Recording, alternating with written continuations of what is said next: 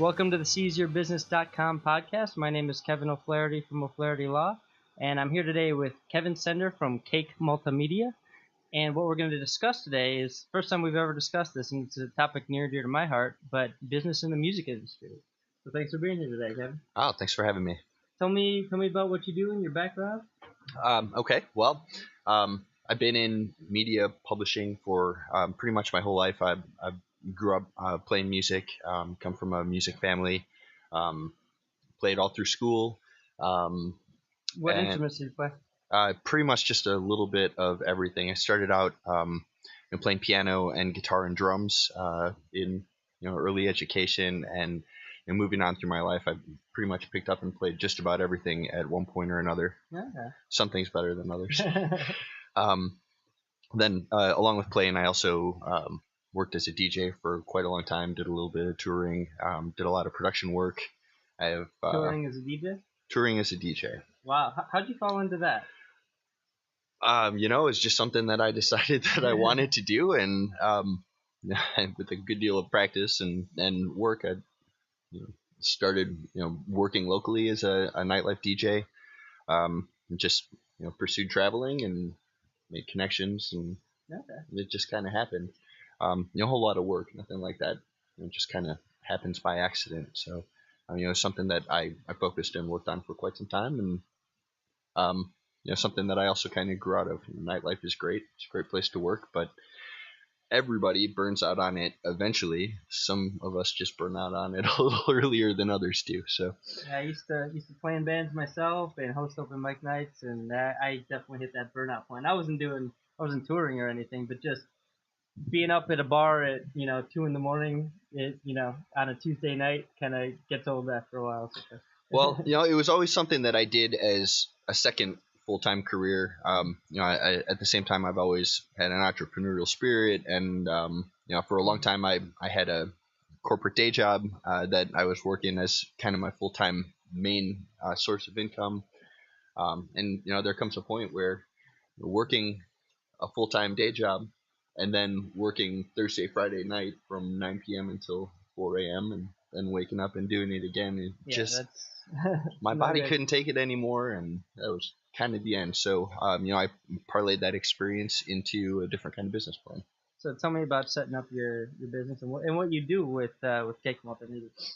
Well, Cake Multimedia, I founded in 2013. I'd actually been working for another business that I was a partner in for quite some time. In 2009, I left, kind of my big box retail day job to pursue a more full-time entrepreneurial career in media publishing. We started a video company that still exists and I still work for, but I got kind of tired of doing specifically video development for a fairly long period of time. So started Cake Multimedia in 2013 to really focus on all the other things in multimedia that I really enjoy.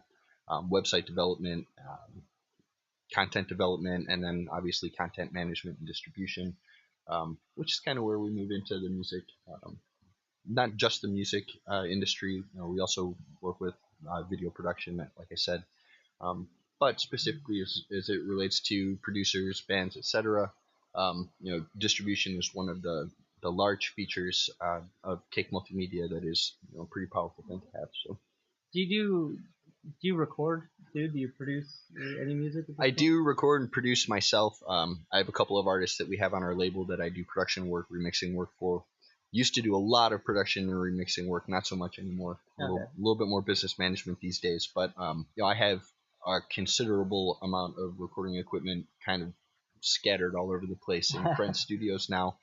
So I have a couple of commercial studios that I have a relationship with because they're holding some of the equipment. Mm-hmm. And then I also have my own equipment that I have a home recording studio as well. Okay, but that's not a big chunk of your business. That's kind of something you'll do. But, hobby. Yeah. Okay. All right. Right. So when we talk about distribution, once people have a recording, once people have a band or any other business, you help get them out in front of people. Right, exactly. We can help people really learn to find their audience and manage their audience, and then manage transactions once they find that audience and learn how to control it. Tell me a little bit about how that works in the music industry, and then I'd like to talk about how that would translate to other businesses. Because I know that when I started my business, a lot of the same principles applied from promoting your band to promoting your business. I had a real big head start on most business owners because I was used to building a fan base and using multimedia to do that. And there's a big overlap there between the music industry and everything else. Absolutely. But talk about how the music industry works. I'm really curious about this. I've never talked to anyone in detail about this. Well, things maybe not so much immediate. Things are always changing in the music industry. As of recently, faster than ever. But if you take a look at how things have changed, even in the last, let's say, 10, 15, 20 years, the transition from hard media, albums, cassette tapes, DVDs. Remember, there were laser discs for a while. That happened. All of those things transitioned into digital, and it's taken kind of a long time in comparison to that medium transfer happened very quickly. One day there were DVDs, and the next day we had these things called iPods, and everyone was just dumbfounded, right? Well, the transition to actually understand how to control and monetize those media assets, that type of content, has taken a considerably long time to kind of standardize, if that makes sense. It's still not completely standardized, but the benefit, the things that have changed, is really every end user, every end person, as an individual musician or as a band, any kind of publishing entity, it really has the same tools available to them these days in one way or another as if you think back 30 years ago, the big record label model, really, if you have a recording, it's digital, or even if it's not digital, there's no reason that anyone can't be selling their material, as an individual without major representation to everywhere in the world. Because before, I mean, you needed a major record label to basically get your albums out into CD stores, right? Right, exactly. And Radio play, anything like that was really difficult, and it wasn't impossible for an independent to find success, but it was really kind of a rare thing where you get a one-hit wonder or someone who struck it really lucky, and they would blow up without a record label support. It was really a rare thing, and for the most part, the deals that were offered to what we would know as monster artists a while ago, those were really loans, and based on whatever kind of deal was brokered, and that's why you hear a lot of people these days that may have published a hit or even tons of hits, and now they're sitting around broke, going, "Well, what happened to me?"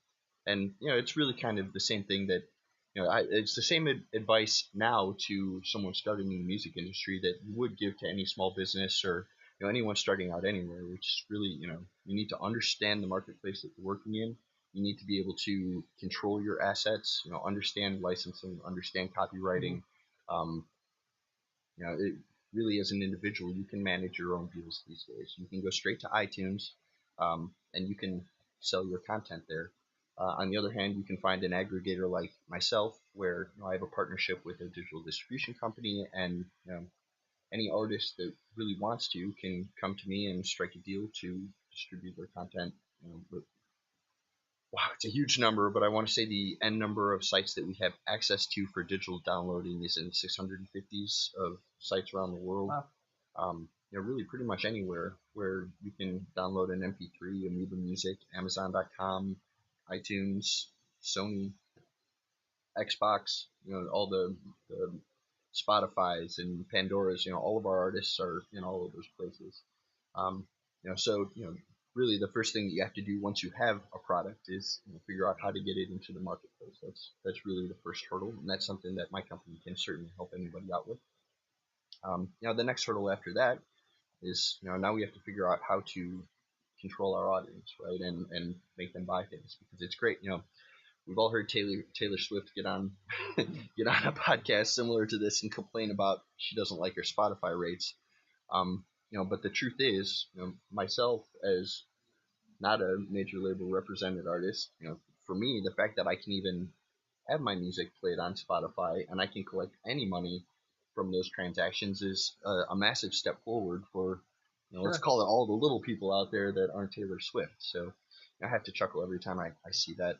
She's got a fantastic deal, and she's going to complain about the rates. I guarantee she doesn't know what Spotify's rates are.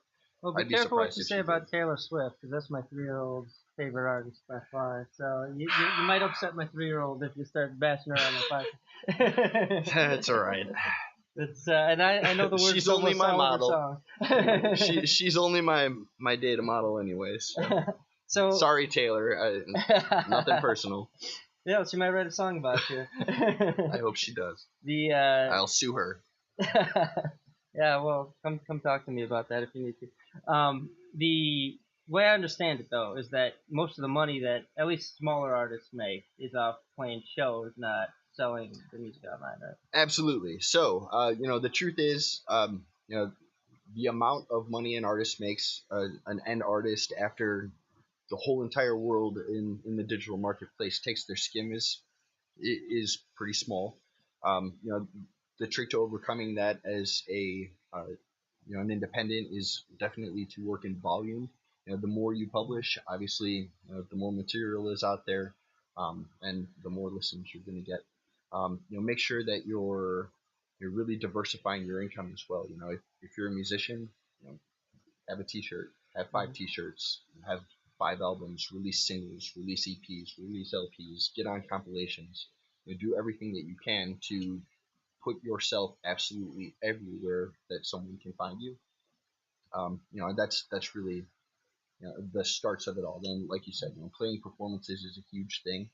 Um, you know, the next big complaint is that it's very hard to get bookings. It's the truth. It is hard to get bookings. There are a lot of philosophies out there as to how a person should manage themselves. Take every booking, whether it's paid or not. There's one philosophy. Only take paid bookings, and premier audiences is another philosophy. I don't I don't really have a preference or a piece of advice to give other than if you're not playing the show, you're definitely not making any money. You're not gaining any fans. You're not doing anything for yourself. If you're playing a free show, at least where someone is listening, great. You're gaining something from it. Just make sure that when you leave that venue and you perform for free, hopefully you're taking names, Building your email list. Exactly. Collect business cards. Do whatever it is that you have to do to gain control, so that those people who saw you the first time, you can at least contact them next time you're maybe doing a paid show, and maybe sell them pre-sale tickets, or offer them a free download on your website. There are a lot of different strategic methods you can follow to make sure that even when you have a free interaction with someone, that you benefit from that interaction. Well, that applies across business platforms. We hand out balloons at GrowFest every year, and the first year we didn't have an email list that we were taking down, and it became a lot more valuable to us once we said, hey, we're doing this free raffle. You're giving away Cup and Sox tickets. All you have to do is put it on your email, and now I've built my fan base that way. And it's important to do that at all your shows too if you're playing out. Yeah, and another really interesting kind of fact is that older thoughts were, we have to be the most talented band, write the most popular song, and have that hit, have the look, um, in order to get that record deal. And that may have been the case a long time ago, where things have really changed now. The artists that I'm talking to, the labels that I'm talking to now, the advice that I'm really giving is, if you are managing yourself the best way that you can, and doing all of the things that you need to do, maintaining your own ticket sales, managing your own ticket sales, publishing and controlling your own music, your actual publishing rights. You're managing your revenue stream. You're going to be far more attractive to a label that is looking to grow their business, because you're not so much a risk anymore. Sure. They can look at you and say, okay, well, yeah, okay, we like your song, but what are you doing? And if you can look at them and say, okay, well, here's my sales reports for the last year. No, they're not great, but we have distribution. We're in all these places. We have an audience. I have a mailing list. If you can show them, hey, listen, we're a business. We have a plan. We're moving forward. Then that label's going to look at you as an investment opportunity instead of a risk. We actually worked with um, on our roster last year. We had a metal band that I kind of scooped them up after they had a bad experience with a label in Europe, and that was really kind of the same advice that I gave them. I knew, frankly, I'm not really huge into metal. I'm not established in that marketplace, but the basic services and advice that I was able to give them how they should move forward from where they were at to get to the next place. Set them up to. We did a music video for them. It looked spectacular. It got a lot of views. We set them up with a basic website. We set them up with distribution, and they started selling their music around the world. They did a great job of pushing their own marketing campaign, picked up national press, and they got picked up by another metal label. I don't feel at all threatened by that, or hey, I lost a band from my label. That's a success story. To me, that's a trophy. I'm not looking to, my business platform isn't to find a one-hit wonder. I'm not out there looking to, create the next U2 or anything like that.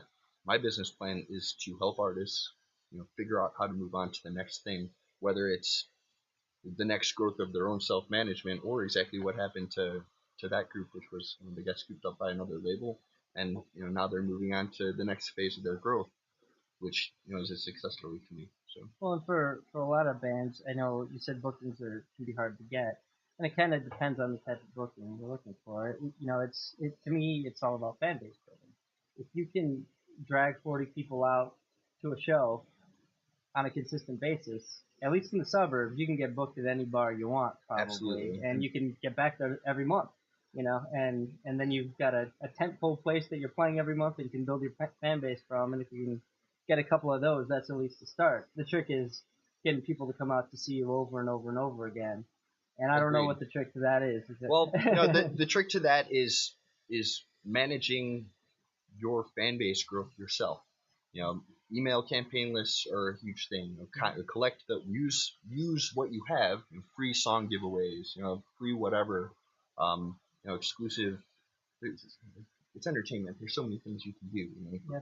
Hey, your favorite drummer will call you on the phone and say hello. Whatever it is, collect your visitors' emails.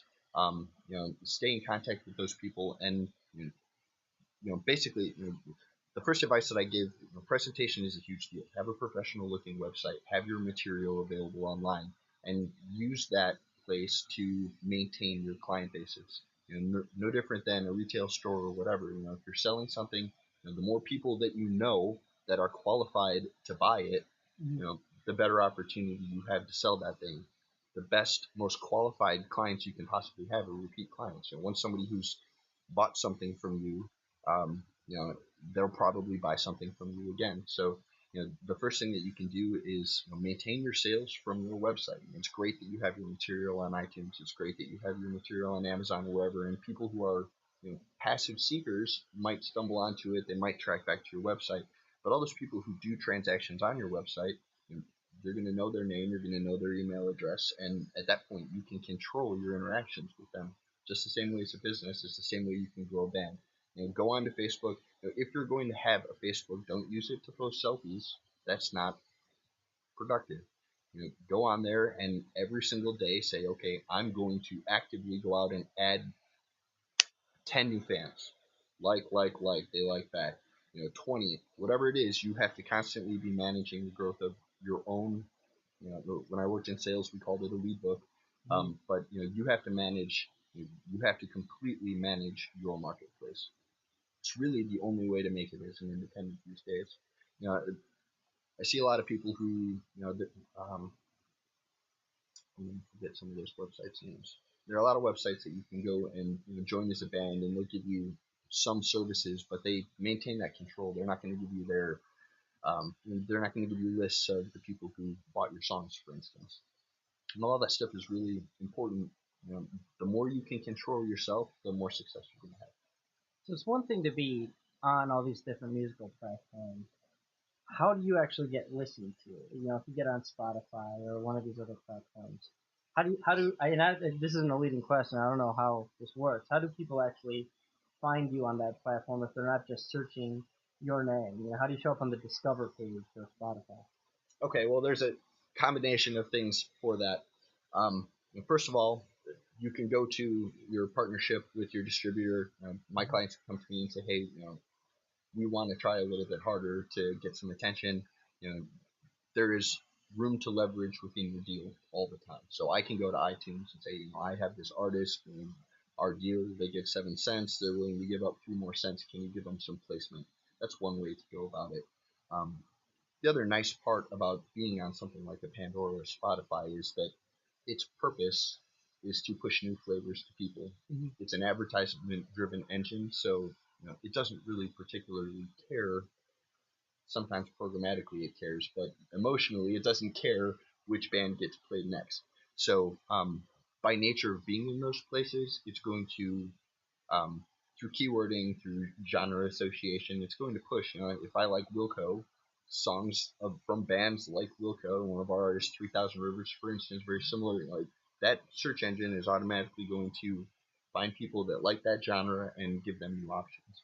Oh, so it's not like competing on Google or something like that, where you've got to do all these tricks to rank.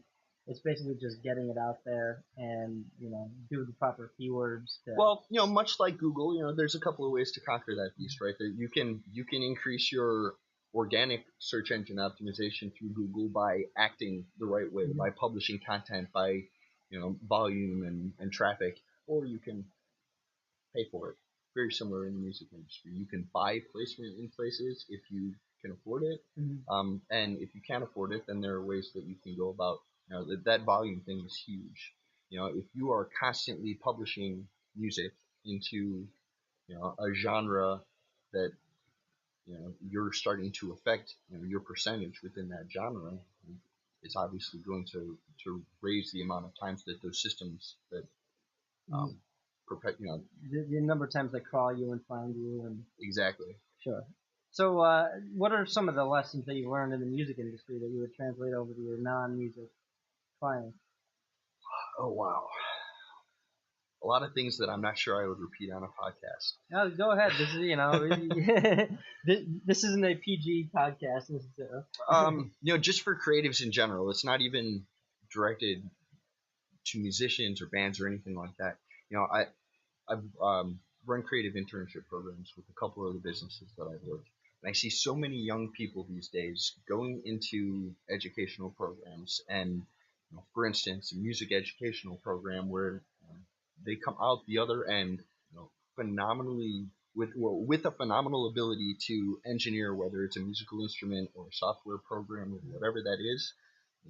Maybe the best motion graphics animator on the face of the planet, maybe the best saxophone player on the face of the planet, but they're spit out of these schools with absolutely no business experience, no what I would even consider like street level common sense of what to do and what not to do to move forward in an industry or move forward in a career.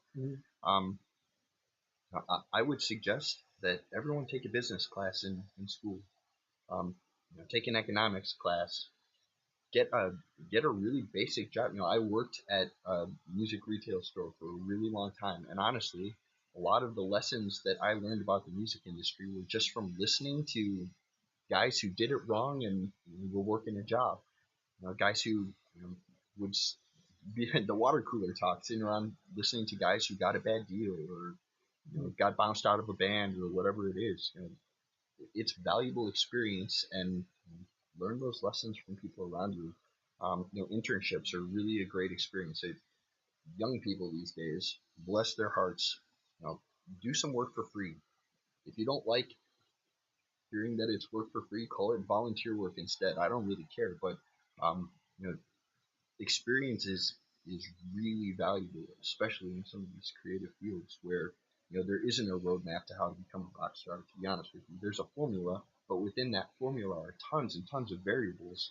And an individual or a small group or whatever can have really an incredible way on what those variables are. It's just you really have to understand your control of those variables, and that you're completely right. That stands in business, it stands in the music industry or any other creative industry there is. But specifically, in my experience with creatives, um, it's not just about recording a song that sounds most like what's popular right now. Your ability to engineer that output is only going to get you a song that you can listen to yourself on your iPod. There's so much more, and my experience so far is that it's not coming out of the educational institutions. And it may just be because technology and the marketplace is changing so rapidly that the people that hold the interest in those places aren't caught up yet. And I suppose that's excusable, but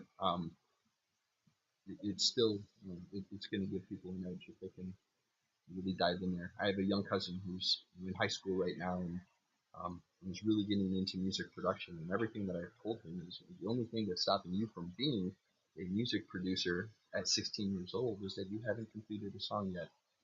There's nothing else stopping you. I know you have the software on your computer. I know you have a keyboard.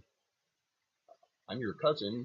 What do you want this? You can put it wherever you want. The only thing that's stopping you is you just haven't done it yet. All the tools are available. So What are some mistakes that you see people make because they don't have that? They haven't educated themselves on the basic things?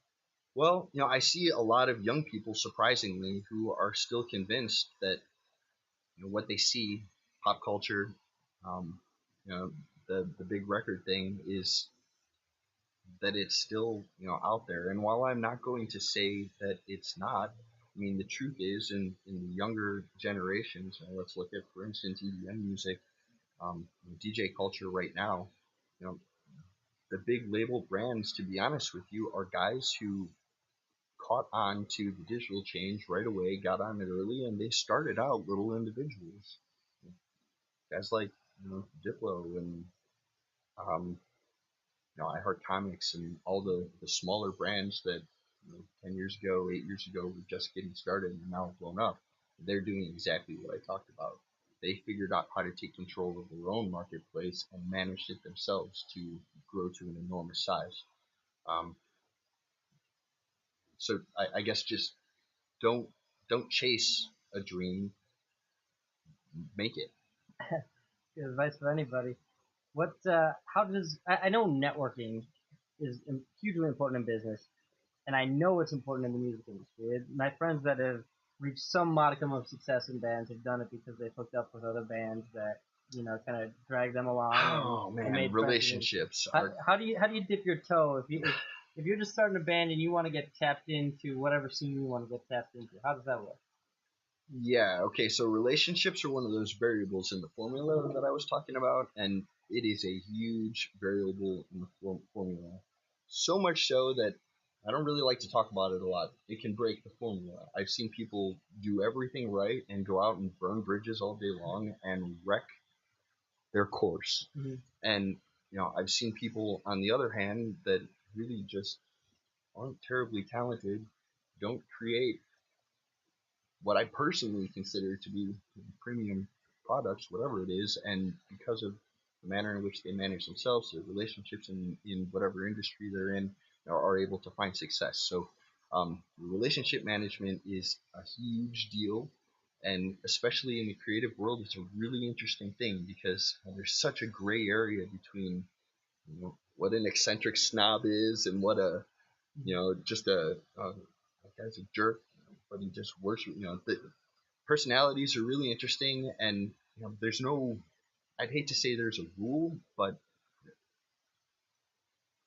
there's certainly relationships are certainly something that can be manipulated within pretty much any industry You to find that make a it is gain. really kind of who you know in the music industry as far as the difference between success and failure. I mean, no, not. I'm not going to go so far as to say the difference between success and failure, but um, it sure makes things easier.